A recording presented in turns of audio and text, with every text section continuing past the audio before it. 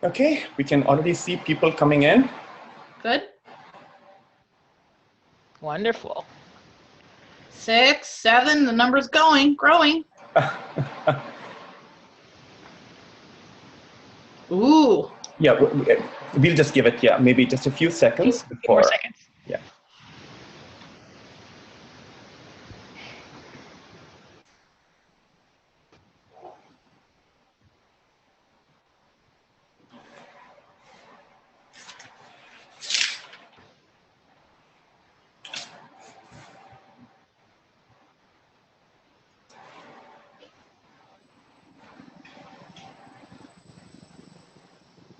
All right, perhaps, Jennifer, maybe you should kick us off.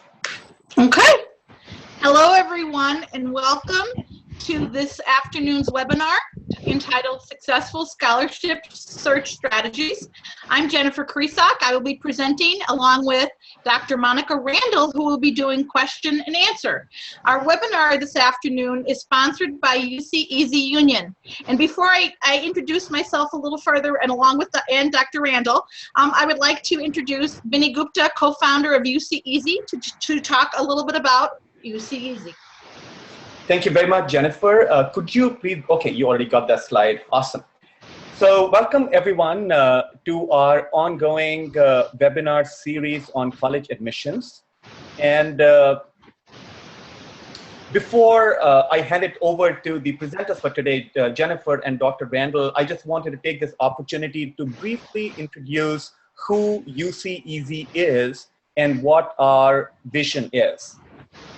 UCEazy stands for Universities and College Admissions Made Easy.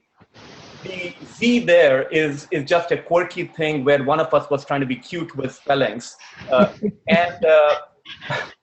Even though we have UC in our name, it's got nothing to do with University of California. It just means universities and colleges. So our scope is nationwide.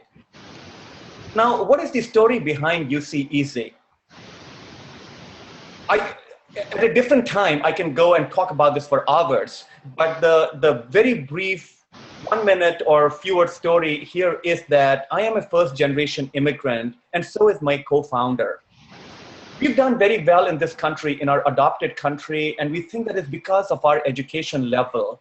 But as I went through the college admissions process for 2 of my kids, one of them graduated from UCLA several years back. Another one is in college right now. He will be a second-year student. I realized how complicated this process is.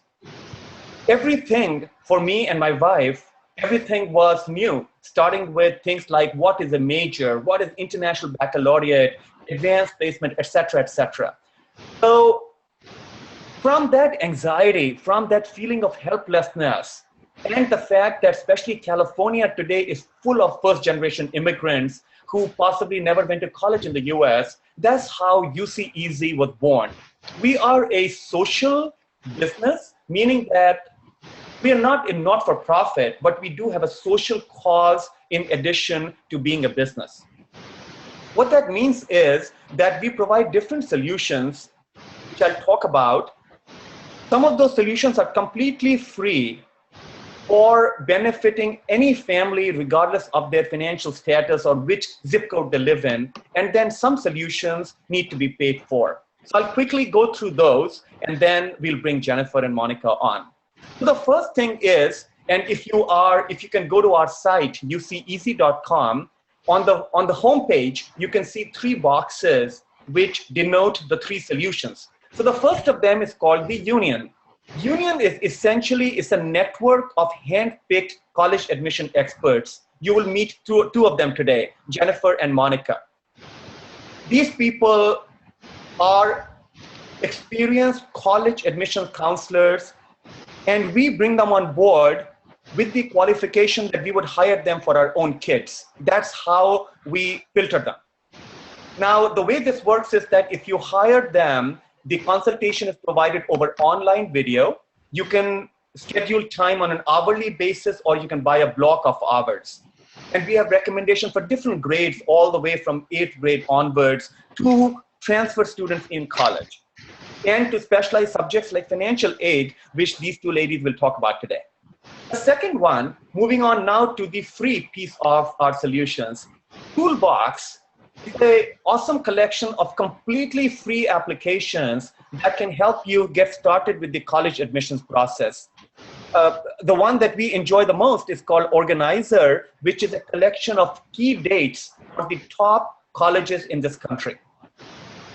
So visit uceeazy.com/toolbox to get started with the college admissions process. The way we see this is you start with our free applications, you attend our webinars like the one today, which is more of a group session, one to many or two counselors to many attendees. And then if you still need help, you go to Union for one-on-one help. And lastly, the events, UCEazy events. This is where we do free webinars and free seminars. And the webinar recordings, like for today, would be available on our site free for a limited time. So we hope for your support in helping us with promoting our social business here. So please pass the word around. At the least, if you can like us on Facebook, that would be helpful to us in terms of passing the word around. With that, let me bring on Jennifer and Monica. Thanks, Vinny. Thanks. I'm really excited to get started. Tonight's topic is one of my most favorite topics, I think, in all of the college admissions topics that I've ever spoken on. So I know that I'm hoping that you'll have a really informative and beneficial session. Just to introduce myself, I have worked about 25 years in the area of career and college counseling. I currently, I was a high school counselor, director of guidance in a public high school, and now I am the owner of my own practice here in Pennsylvania. And I also, of course, work for UCEazy. And I would like to introduce Dr. Monica Randall, who's also a good friend of mine. So we're really thrilled that we're back together here again tonight. We've known each other for quite a few years. And we're thrilled that we have the opportunity to present this webinar to you together. Thanks, Jennifer. Hello, everyone. I'm Monica Randall, and I am a college advisor as well. I have been on the other side of the desk, meaning I spent years and years, more than 25 years in higher education at a college and within the state of Maryland. I'm out here in Maryland, where I worked extensively in the financial aid area, as well as on the college admissions area. I was an executive for at a university.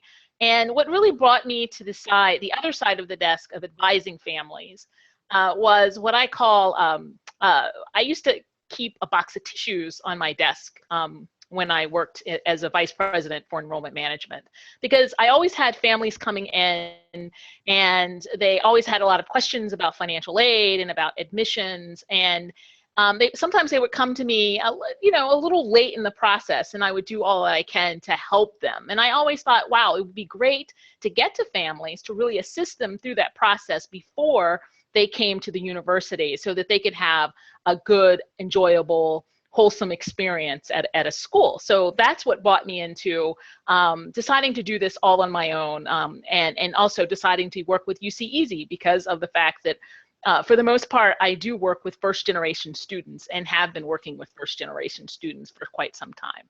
So thanks for being here, and I look forward to a great webinar. Back to you, Jennifer. Thanks, Monica. Okay, so I wanted to get started tonight. Our main topics that we will be covering in our webinar, probably one that everyone is wondering about: where can you actually find these scholarships? And we'll talk about that. Give you some tips for completing applications, talk about some places, again, websites where you can find them, reputable, completely vetted sites where you can find scholarships, and also scholarship scams to avoid, because unfortunately there are some of those out there as well. And we're going to give you some information about things that you can avoid and hopefully win some scholarships. What is a scholarship? Well, in talking about financial aid, scholarships are actually the fun part of financial aid because they are free money. And there's not much free in our world, as we know, but scholarships are one of those great things along with grants that are free money that don't have to be paid back. So we want to focus on them today and give you as much information as we can, and hopefully you'll be all ready at the end of this to try to win some. So the types of scholarships, there are several types, and I've broken it down a little bit here. Top of the list, of course, are merit-based scholarships. These are based on academic ability, artistic ability, athletic ability, possibly other types of unusual abilities that someone may have that would qualify them for a scholarship. The next type would be need-based, and these are based on the family's financial need. Necessary, of course, for them to complete the free application for federal student aid in order to qualify for need-based scholarships. Another one, student characteristics. For example, gender. There are scholarships that are just for women. Race, religion, family and medical history, many other student-specific factors. I know of one that's just for people with red hair, and I also know of one with people who are blue-eyed, and people that are tall, and people that are short. So there's a lot of different really neat little scholarships right in that one category. Things that you wouldn't even think of, there are scholarships for. Another type would be usually awarded by a college, possibly organizations, for students who plan to pursue a specific field of study in college. And you know, what I like to do with those, there are a bunch of websites that I'm going to talk about toward the end of the presentation, but I also would recommend that you take a look at some of the professional organizations for different careers, because very often they post scholarships for students that are studying for that field. And then there are a lot of college and university specific scholarships that are offered to highly qualified applicants based on academic personal achievement. Could be test scores, could be GPA, could be a combination of both, could go to the valedictorian of the high school class. A lot of different possibilities. Colleges post them usually on their website, and that's one of the first places that I would recommend you look at when you're thinking about a college, applying to college. See what kind of scholarships they give. And there's a couple other little hints about that we'll give as we go through, but that's it for college and university at this time. So where do we find scholarships? So I alluded to that a little bit, but one of the places would be early in high school or even before, different contests that come up. Monica and I were talking before, and we were mentioning even the Google Doodle contest. That's a scholarship competition, and that's open to elementary school students.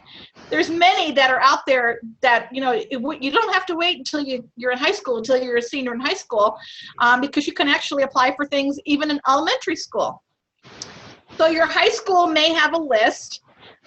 There's always a local community, possibly an organization, a philanthropic organization within the community that might have scholarships that they offer. The high school should keep a list or a database.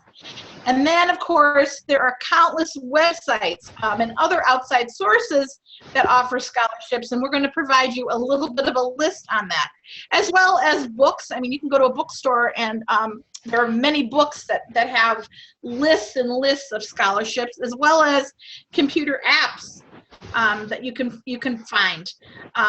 One of the pieces of advice, of course, would be, as I mentioned a little bit about the college scholarships, look at the websites, call the financial aid offices of the colleges, because again, they do have lists that are available of what they offer. Anything else on that, Monica, that you can think of? No, just to reiterate, the financial aid offices at schools, they'll have a great idea as to what their school offers, not only within the financial aid office itself, but even within their private donors and that kind of thing. So I think it's a good thing to do, is to visit websites of schools and really check out the schools that you're interested in. Excellent. Yes, and you mentioned about the private donors. That's a really good point. There's many schools that have very high endowments that give a lot of money. So those are, you know, the ones that might be a good place to look. So that's great. Okay. What are some questions that you can ask your financial aid office or ask your counselor? Well, first of all, what scholarships are available for students at the particular college? And what is the criteria for receiving and keeping the awards? Many of them you have to reapply at the end of every year. So you want to know, there's usually a GPA that you have to have, certain number of credits you may have to take. So you want to make sure that you know that criteria going in so you don't lose it once you have it. And again, the next question, of course, is there a GPA requirement? You want to know what that would be. How do students apply? Is it a paper application? Is it most likely it's probably going to be a web application? What are the deadlines? Like everything else, like with college applications or financial aid forms or anything like that, scholarships have deadlines, and it's really important to know them. And I know from serving on scholarship committees, if a scholarship comes in late, usually it's disqualified. So you want to make sure that whatever the deadline is, the written deadline for that scholarship, that you submit your scholarship within plenty of time and not in the 11th hour. Another question would be, is the scholarship renewable each year? Well, that's a question. Once you get it one year, can you apply for it in subsequent years and hopefully earn the same amount of money or even more? Another question is, how will outside sources of student aid, such as outside scholarships, affect the aid that the institution may award? And Monica's going to talk a little bit about that.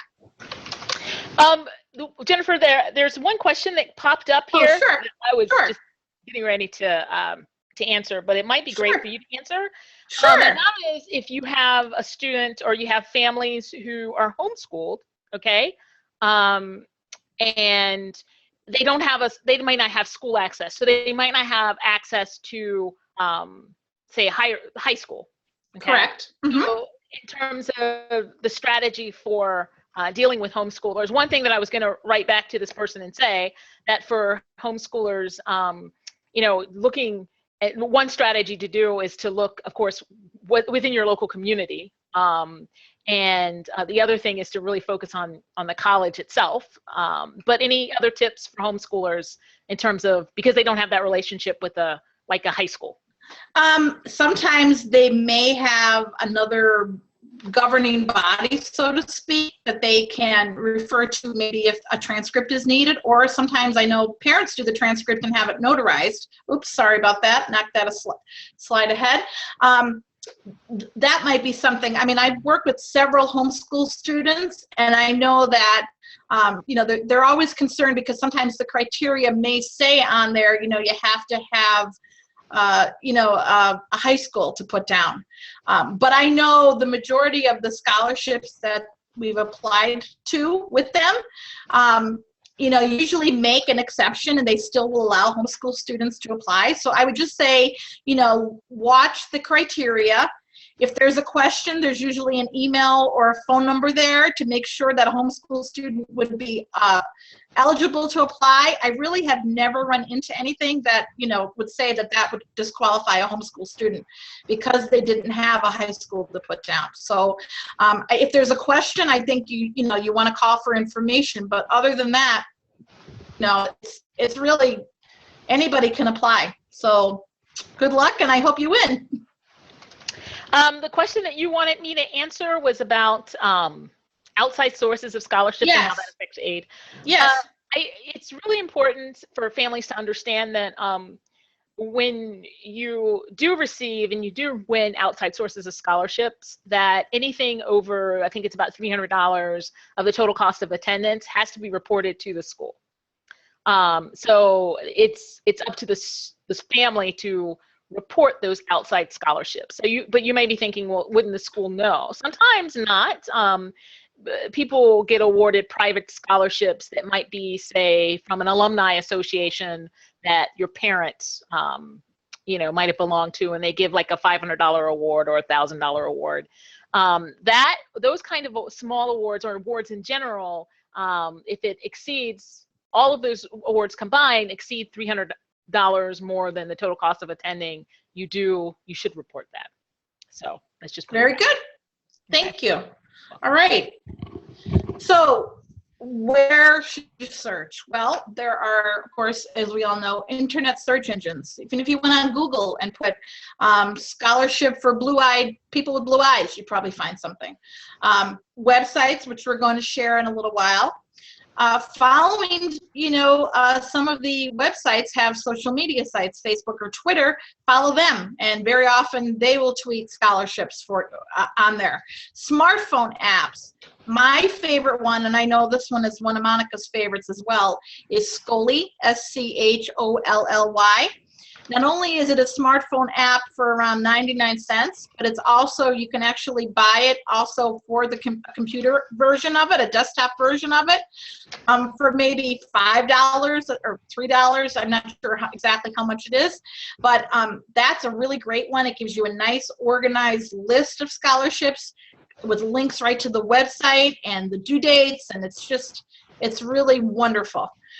There are scholarship books. My personal favorite is the Ultimate Scholarship Book. The College Board has a great one out as well, and I'm sure there are many others you can find on bookshelves or on Amazon.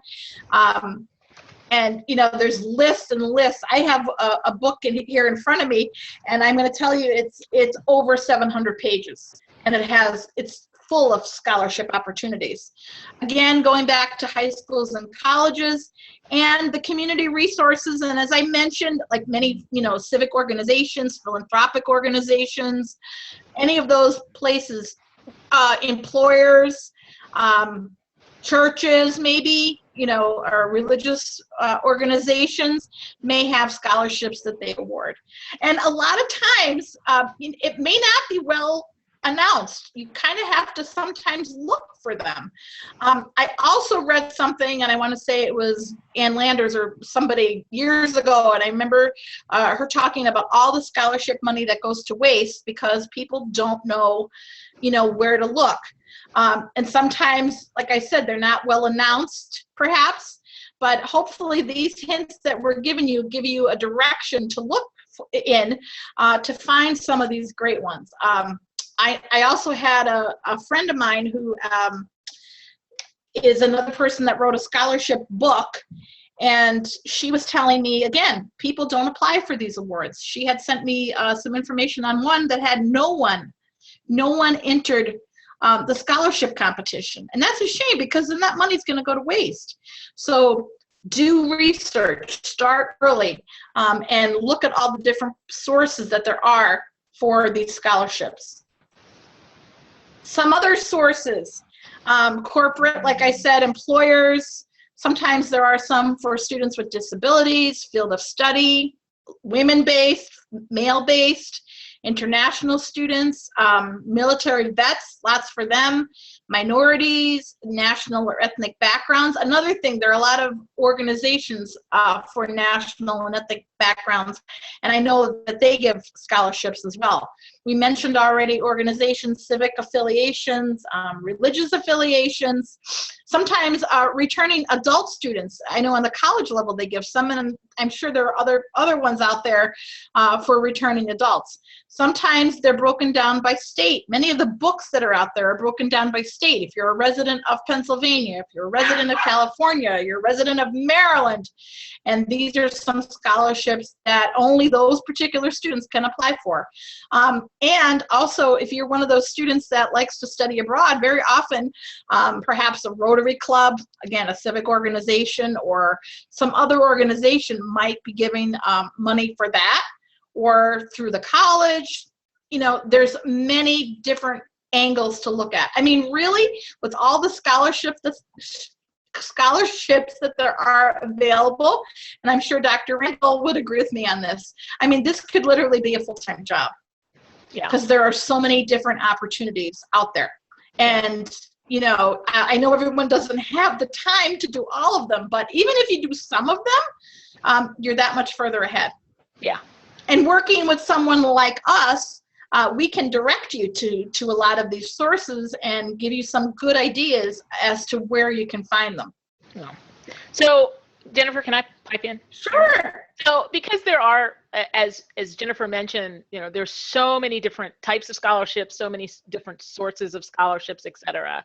The one thing that we do in working with families is we will sit down with you and we really get to know your teen, you and your teen and your family, because the idea really is to know what their interests are and what they're passionate about, and base that scholarship search from a strategic standpoint. I mean, that's really what we do. We're the strategist, if you will, because it can be overwhelming, and you don't want it to be overwhelming. You want it to be a very stressless process, and our job is to really strategize so that when you are casting that net into the scholarship field, you're doing so in a very strategic fashion.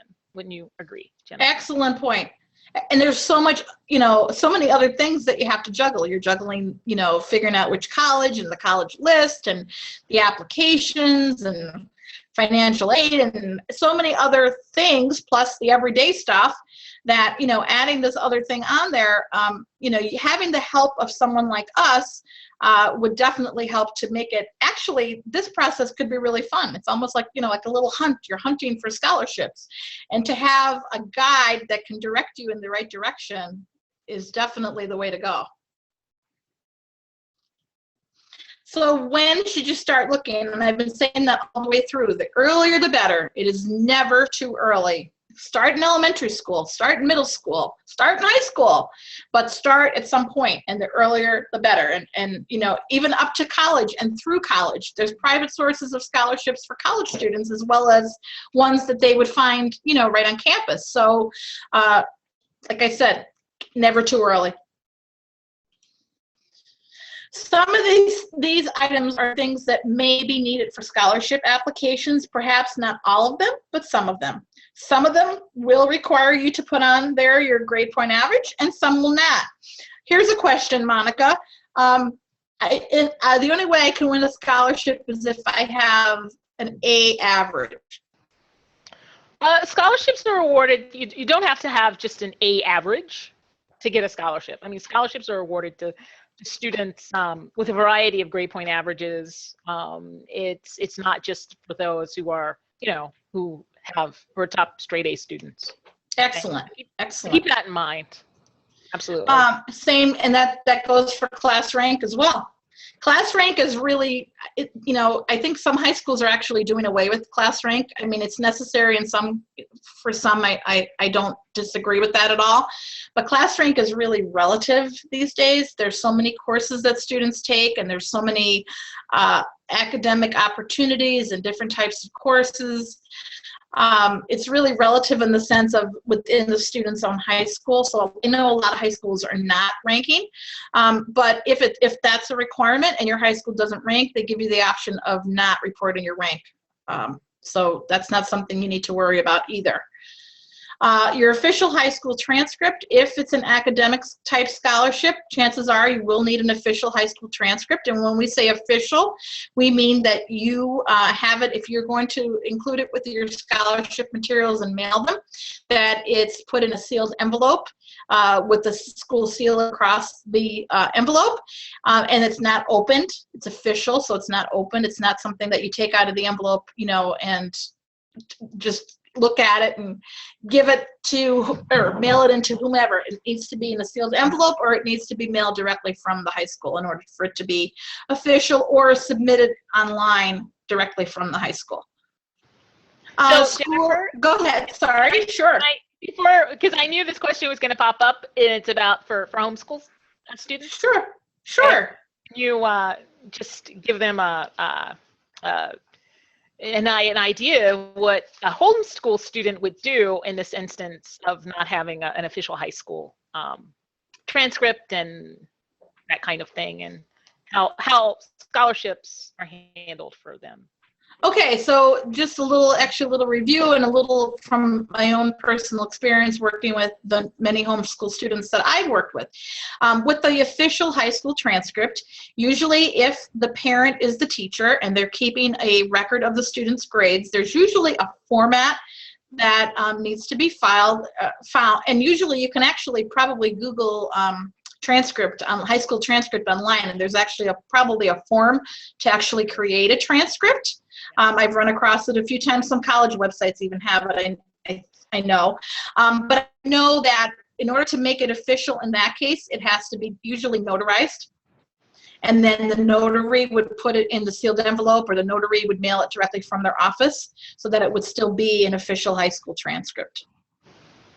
So I wouldn't worry. Homeschool people, I would not worry, because usually, it's not really an issue as long as that document can be produced and you can get it notarized. I've never seen it be a problem. So I really wouldn't worry. As long as you can do it that way, it should never be an issue. Anything else, Monica?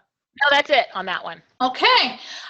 Sometimes, usually, most likely, you're going to have to list school and community activities. You can put together a resume of all your activities. I have some nice formats. If anyone's ever interested, you can contact UCEazy, and I can certainly forward you, and I know Monica has some great examples as well of resumes. There's even something actually called a scholarship resume, which has specific, all the specific details that you need for a college or a scholarship application. But usually they want a listing, so I like to call that, a resume. Financial need, sometimes, but not always. You do not always have to have financial need to qualify for scholarships. Sometimes, it's more than just need. It's a lot of times it's merit. It's a lot of the other criteria that we mentioned already. So they're not always for needs. So don't think, oh, well, I don't have any needs, so I won't get anything. That's not true. Essays, yes, essays are very often a part of scholarship applications. One major piece of advice that I can give you is be very careful. Make sure you follow all directions. Make sure you answer the prompt just like you would on a college application. Perhaps you have an essay that you wrote for a college application, and somehow parts of it may apply to a particular scholarship, so you can feel free to use it. Just be really careful that you're not writing about acceptance to college when you're asking for a scholarship. Make sure that you do it and have it proofread and proofread again. Again, if you're working with a private counselor like Monica or myself, that's one of the things that we would do. We would be able to read the essay and, help you with any details or any questions that you may have about how you should go about writing the essay. We can help you brainstorm. We certainly don't write essays, but we certainly can help you brainstorm and give you an idea of, what possibly they're looking for. Yeah, So, I think on there, Jennifer, that the whole idea of what you're saying about brainstorming and really positioning yourself, making sure you're answering the question and showing your team is showing themselves in the light that in that positive light when it comes to scholarships, because it is about, you're marketing yourself. You really are, and that's what the essay is about. And it can be, in my opinion, the best part of all this. It can be fun to brainstorm and to work with students on that. Two pieces of advice I just thought of from one of the scholarship committees that I had served on. One, never fill out your application in pencil. If you have a paper application, never. I can tell you that will end up in the no way pile. I can also tell you that if you are writing an essay and if it tells you that they want 250 words and you write, well, first of all, don't write 10 words or even, 50 words, and certainly don't write 500 words.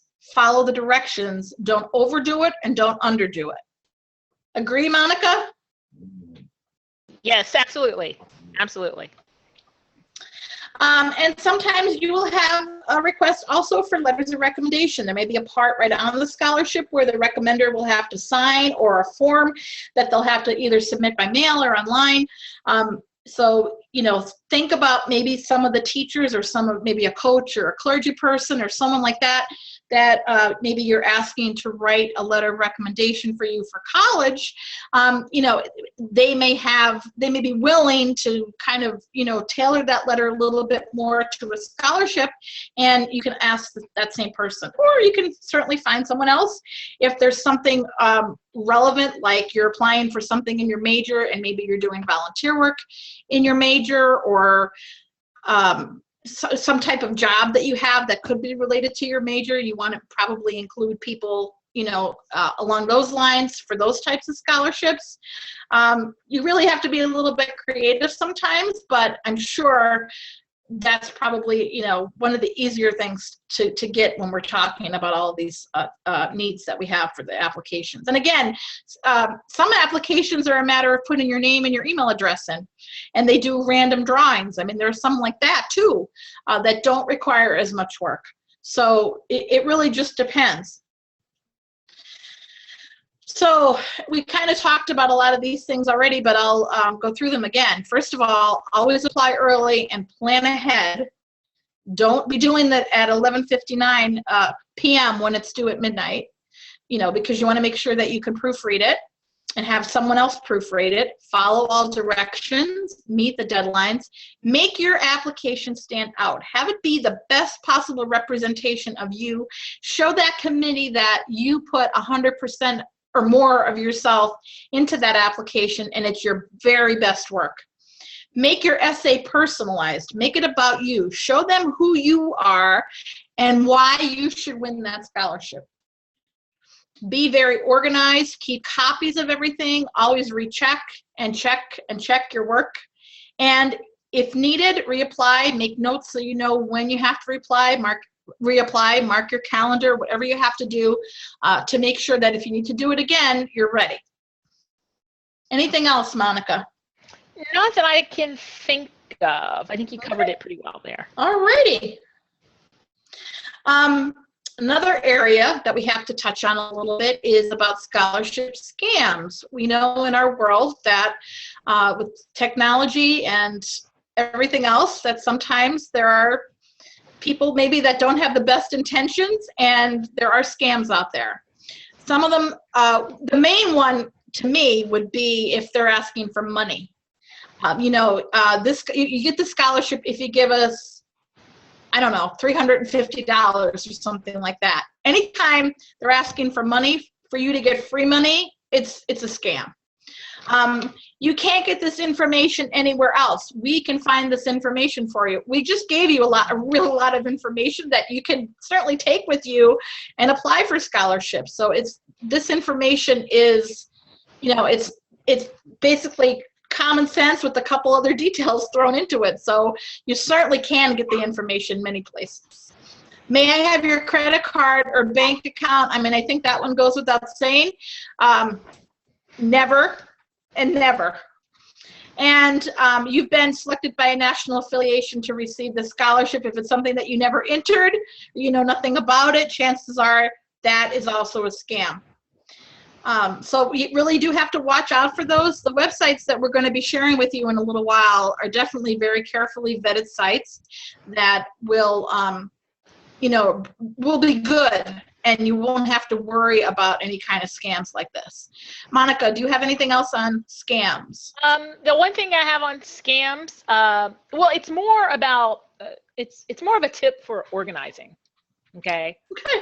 That I always tell my students that I work with, and that is creating an email address that it's for your scholarships, so that you know that email. So it could be, I don't know, Susan's scholarships@gmail.com or something. I don't know, but it just gives you an opportunity to be able to capture all, because once you apply for a scholarship, you probably will get a lot of other things coming in, and it'll give you a chance to kind of organize yourself in more of a sane way if you just create a Gmail account for scholarships. It's something that I recommend. I think that's a great idea. Okay. That's excellent. The other thing, Jennifer, we got a question about, someone's asking how early you can apply, and should you wait till the 11th grade is over?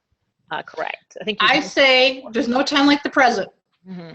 Go for it. If you can find some now, if you have a sophomore, rising sophomore, rising junior, rising senior, go for it.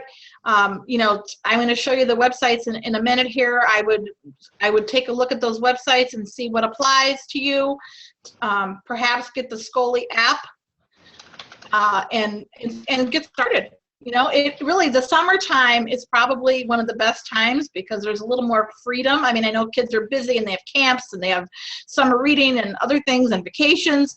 But, you know, these things can be done. They're not necessarily all very time consuming. So, I mean, I had a couple of clients and their mothers used to make them do like 1 or 2 a week or even 3 a week. And, you know, and pick the fun ones. Pick ones that have something to do with what you're interested in, or there's one out there right now from Unigo that's write an essay about your favorite flavor of ice cream. I mean, what's more fun than writing about your favorite flavor of ice cream? You know, as you're having an ice cream cone, you know, do a little brainstorming and write that essay. Looking for a limited number of words, and it's $1,500, you know, so you can't go wrong.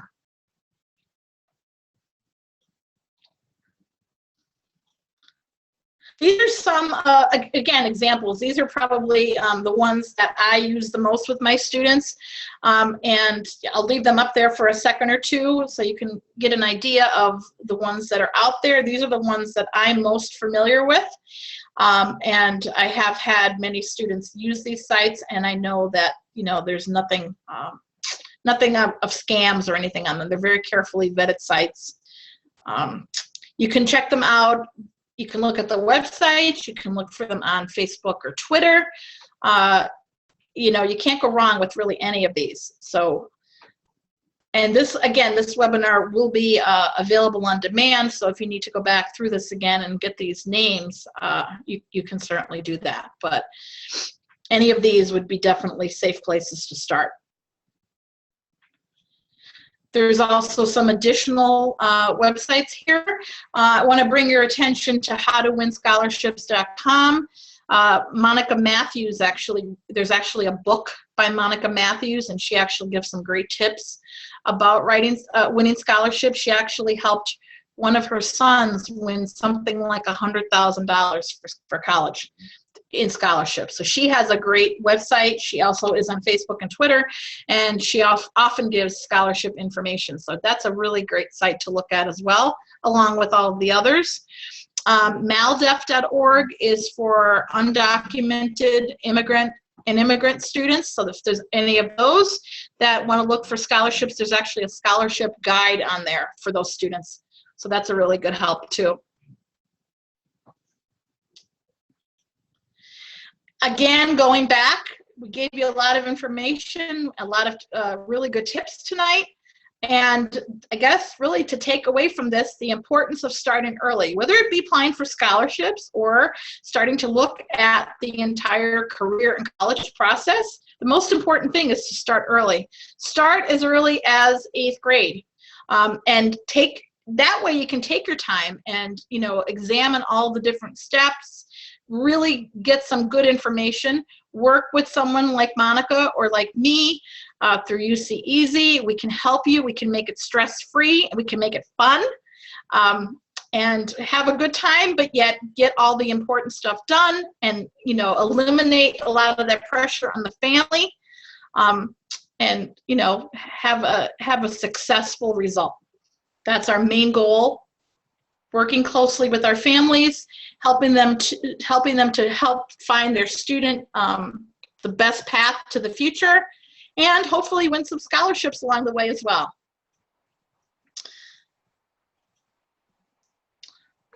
And I don't see Monica. I hope she's not gone.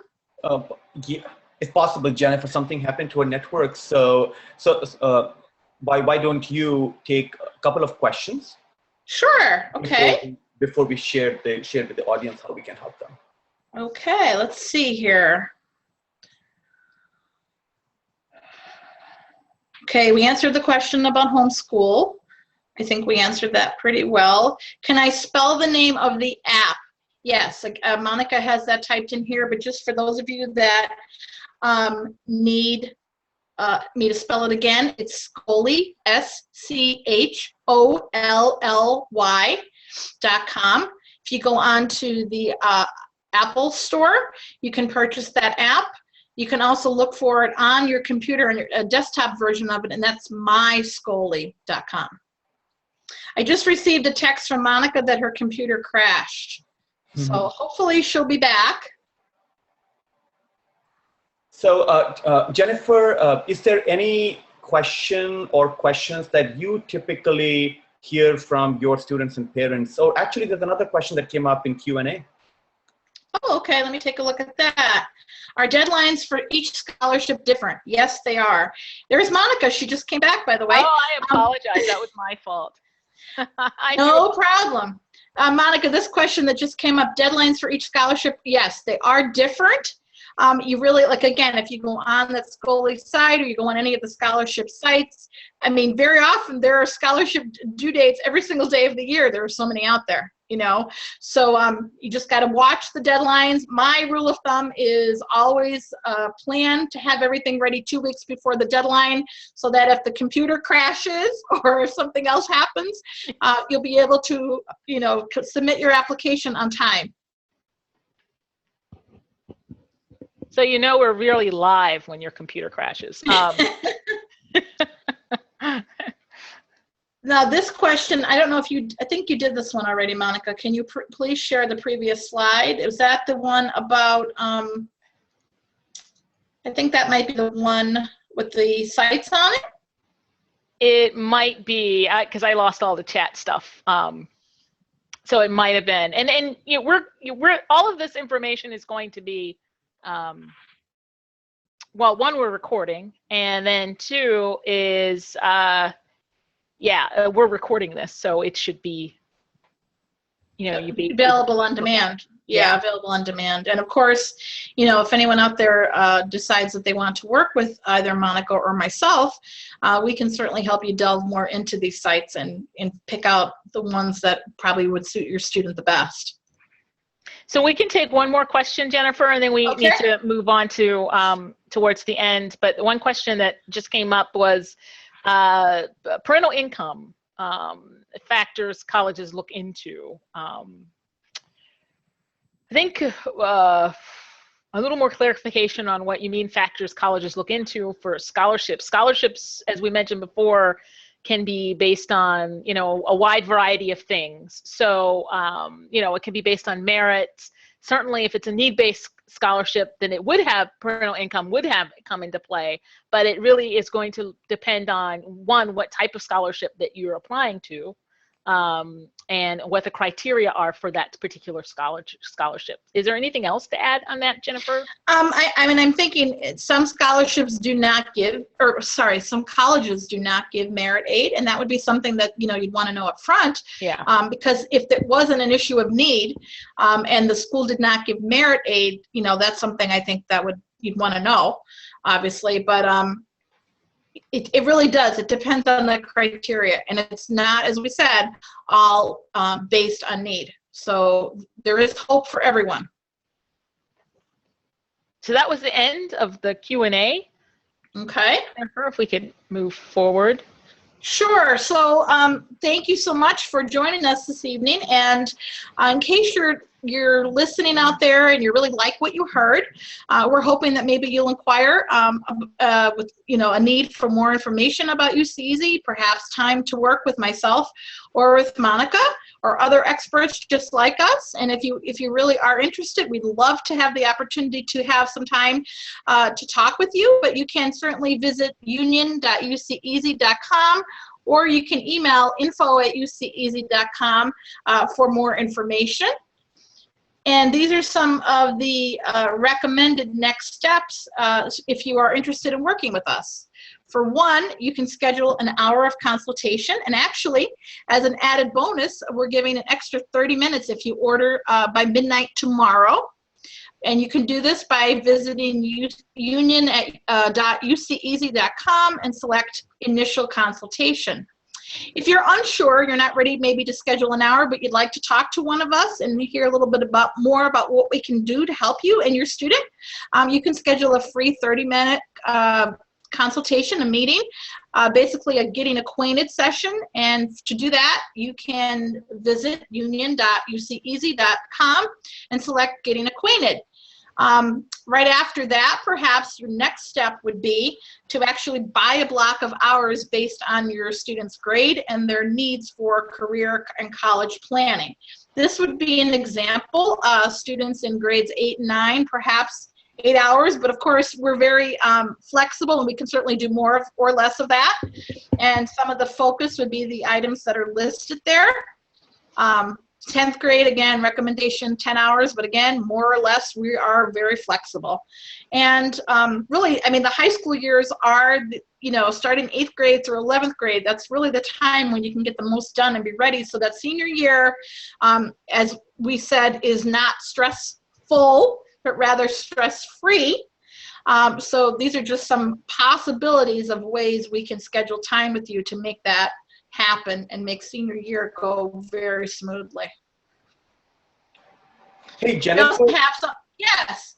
Jennifer and Monica, so I was just looking at the first poll that we launched today, and we had questions there about how many in the audience are familiar with what a college admission counselor does.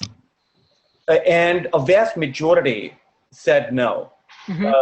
The second is that we had a question there that how many in the audience feel comfortable in terms of navigating the college admissions process.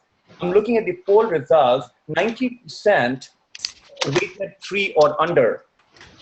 So there is quite clearly a very high level of anxiety, even in today's audience, in terms of the college admissions process. At the same time, what I do see is that very few people are available of the excellent resource like you guys that can provide help, which can be affordable. So can you guys spend maybe a minute or so, talk about who exactly is what exactly is it that you guys do?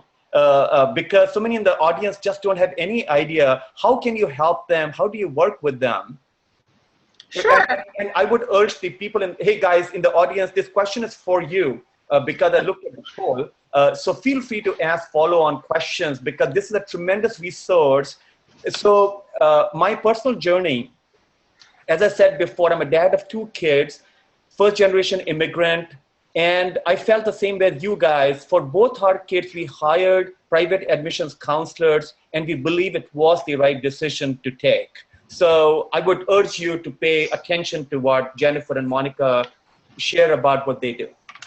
Okay, well, I mean, I'll just start and say a couple of things. And I joke with Vinny about this, but truly, we are like mothers of college, or mothers of college information. We are really, we help, you know, hold the hands of people that are nervous and apprehensive about the whole process. We guide them through step by step, task by task.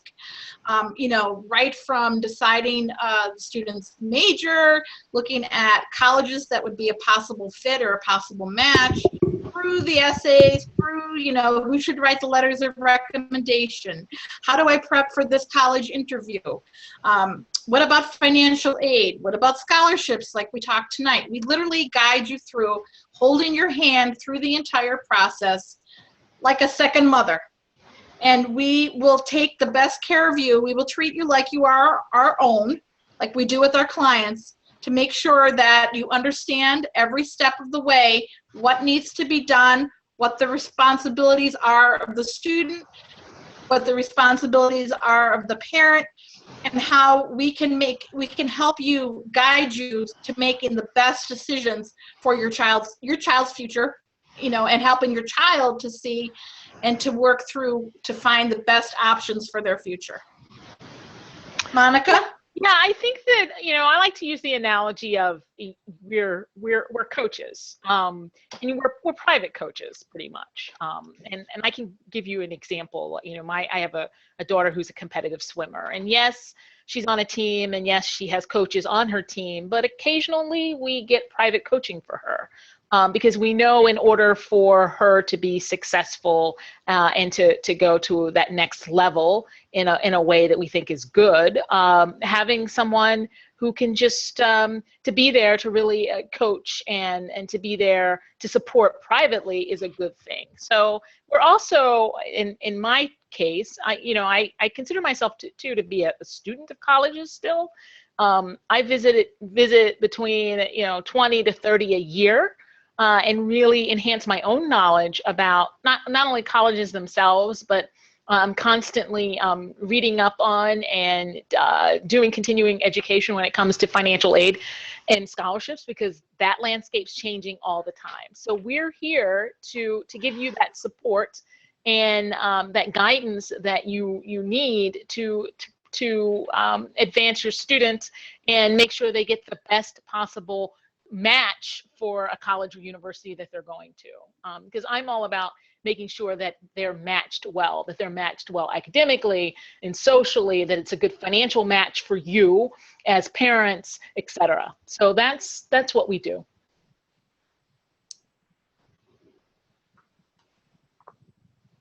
Cool. Does anyone in the audience have any questions about what is a private counselor and how do they work? How can they help you? Feel free to type in your questions using the Q&A panel. Now, as Jennifer said before, the best way to learn about what counseling is, how does it work, is to go to our site, union.uceeazy.com, and schedule a completely free 30-minute session with someone like Jennifer or Monica. And that's the best way to learn more whether college admissions counseling is the right thing for you and for your child or for your family. We work along with school counselors, but we're working one-to-one with our students, and we specifically spend our days on continuing education, on learning the latest things about these colleges, getting out there and seeing the colleges, doing as much updated training, reading, research that we could possibly do. That's, I think, what sets us apart from, again, school counselors are wonderful. They have a lot of responsibilities. And I think, what we do sets us apart because we are specialists. We are experts in the college, career and college planning area. It's all we do. All right. Jennifer, so let's start closing this. If you can Sure. just talk about the events that are coming up in July. Okay, so if you have anyone that you know of that missed today's presentation, Monica and I are actually going to reverse roles next time. Monica's going to do the actual presentation. I will be helping her with questions and answers, and that will be on July 16th at 3 p.m. Pacific. That will be our encore presentation. And there are other very exciting webinars coming up over the month of July, topics like essays, college lists, and transfers. And you can find all this information on uceeazy.com/events. And if you are interested in having representatives from UCEazy actually conduct an on-site workshop for you and your employees, we can certainly also do that. And you can find information about that by emailing info@uceeazy.com. And we ask you at this time to complete the feedback form that Vinny has put on the screen. Yeah, I see folks are already filling that. So, and then guys, if you can please like our Facebook page, it'll take you 30 seconds. But if you're like me, you're going to get very busy as soon as you leave. But that'll be a big help if you saw value in the webinar. So Jennifer and Monica, I don't think there are any other questions. So first of all, I wanted to thank you guys for taking the time on a Sunday afternoon to help out the families and students on the call today. Is there something that you guys want to say in closing? I'd just like to thank everybody for joining us, and I hope that you join for other webinar events that are coming up, and I hope you'll consider working with Monica or with me or with any of the experts on UCEazy. We're looking forward to helping you and your students. Thank you. Same here. Thank you very much for joining us. I enjoyed this spending my afternoon with you, and look forward to having a continuing relationship. Great. Great, great. Thanks everyone for joining. Have a great 4th of July, and we hope to see you in the next webinar on Sunday, July 10th at 3 p.m. And the topic is, how do you take control of your college list? So 10th, 11th, and 12th graders, that'll be an awesome topic for you. All right, so with that, thanks very much. Enjoy the rest of Sunday and have a great week. Bye for now. Thank you. Bye-bye. Thank you. Bye-bye. Thanks.